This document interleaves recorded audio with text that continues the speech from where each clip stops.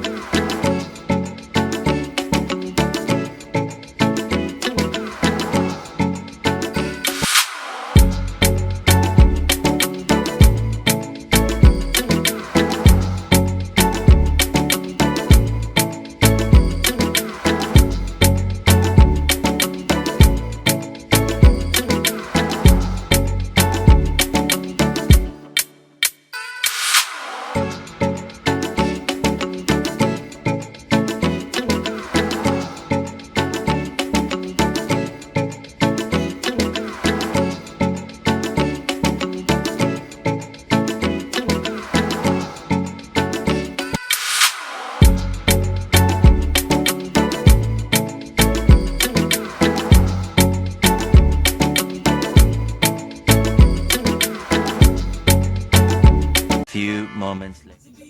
This is Puja, Durgapuja ahia. Finally আমি পূজা চাই আহিলো বহুত খালো এগ রোল খালো পিছত চিকেন পকোড়া খালো চিকেন ললিপপ খালো পিছত ইটো আমাৰ কাকটিয়ে এগ রোল প্ৰথম খাল লগতে টিস্যু পেপাৰ খনো খাই দিলে উপায় নাই গাঁৱলীয়া মানুহ গম নাপা এগ রোলত যে কাগজ মিলে আমিতো গম নাপাওঁ উপায় নাই এগ রোলত প্ৰথম এগ রোল খাই দিল লগতে টিস্যু খনো খাই দিল গতিকে বেয়া নাপাব আৰু বাই বাই এতিয়া আমি ঘৰত যাওঁ দিস ইজ আৱাৰ ঘৰ সেইটো দিস ইজ আৱাৰ ৰাস্তা এইটো নেশ্যনেল হাইৱে ইয়া ব্ৰ হা তো এতিয়া আমি ফাইনেলি ঘৰ পামেহি গোবিন্দ ঘূৰিল আহি আছে হোৱাই দিছ গোবিন্দ ঘূৰিল এতিয়া আমি গোবিন্দক ফ'ল' কৰিম এতিয়া বাই বাই কিন্তু এটা কথা কওঁ আমি ইয়াত বেছি টাইম নৰখো নহ'লে আমি দেওশিলত গা ধোৱা ইচ্ছা নাই বুজি পাইছেনে বুজি পাব নিশ্চয় এতিয়া আমি বাই বাই শুভৰাত্ৰি গুড নাইট